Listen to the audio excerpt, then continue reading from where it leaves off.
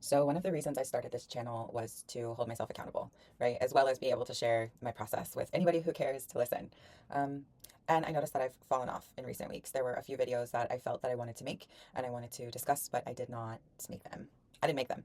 And I feel the impacts of that. So I'm coming back to this practice, even though I kind of don't want to, and it is uncomfortable because it's important. It's important to the process that I'm in, that I'm verbally processing out loud to a camera what is happening for me internally so that I'm saying it with my words, but I'm also allowing myself to be seen in it and embody it even more. So I'm here as an accountability video, I suppose, for myself, saying, hey, we've gotten a little bit off track of our goals, and that's okay. A lot of my personal health goals have been going really well, but in terms of this star self, letting myself be seen, taking up space in terms of the person that I am, that has taken a backseat, and it needs to come back. So here we are. So I've taken the last 6 months or so away from dating, and it's been really beautiful for me, both from an emotional regulation standpoint and a just an energy, mind energy, emotional energy standpoint, but also it has done wonders for me pursuing my goals, my relationship with myself, and having that kind of intense consistency that's required to get new ideas off the ground or new habits implemented. So I've been really, really enjoying this time to the point where I'm like, it's giving never wants to date again, but I know that I am not someone who would actually benefit from that long term. I think that dating presents a lot of challenges and a lot of projections and a lot of navigating relationships that can be tough on my nervous system.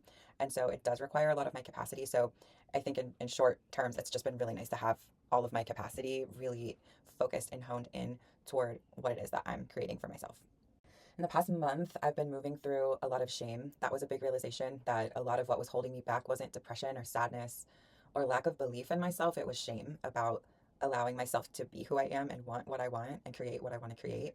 That there was something somehow inherently shameful about that. It's been really interesting as someone who's done a lot of self work. It's been really interesting to examine my inner dialogue all the more closely to really understand what it is that I'm telling myself on a moment to moment basis that is mostly hindering me from being able to do what I say I want to do. That's been a really helpful thing. And being able to find the right affirmations and being disciplined about doing my affirmations has been important because I did not come from a childhood that installed in me all of these wonderful beliefs about myself, about who I am, what I can create, what I can achieve, right? I got some of it, but a lot of that basic building blocks that you get from having secure, positive attachments to the adults around you, just not there.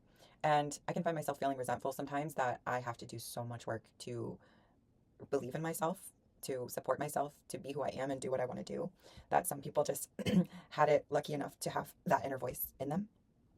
But I really am here for the journey and I accept where I'm from, how things happened, and where I am now. I can't say I wouldn't change it. I'm not one of those girlies, but I can say that I am at peace and I do accept the way things happened and the work that I get to do now, the journey that I get to be on. Because genuinely for me, like, I don't know where the hell I'm going to end up at the end of all of this or through all of this, but I'm very much here for the journey and the absolute privilege of being in relationship with myself, with my creative energy, and with spirit, and with the people that are along on this journey with me, my beloved friends, animal companions, plants, my trees, all of it. I'm so thankful. So, and I am absolutely determined to be the most magnetic, successful, loving, generous, abundant version of myself that I can possibly be during my time on this earth, given the resources I have, the upbringing I had, and everything that's happening in the world now. All of that, I'm going to be the absolute most abundant self that I can possibly be in this lifetime. That is fulfillment for me. Fulfillment in relationship to myself, to others, to spirit, to the earth. That's that's it for me. And I'm just so curious how that will play out materially because I have no idea. I can manifest and everything, but I really have no idea where all this is going. And that's kind of the best part because the universe gifts are way better than the ones I can give myself. And it's kind of cute that I just get to point my arrow in a direction and take steps in that direction and see if that's actually where I end up want to be or if there's something infinitely better.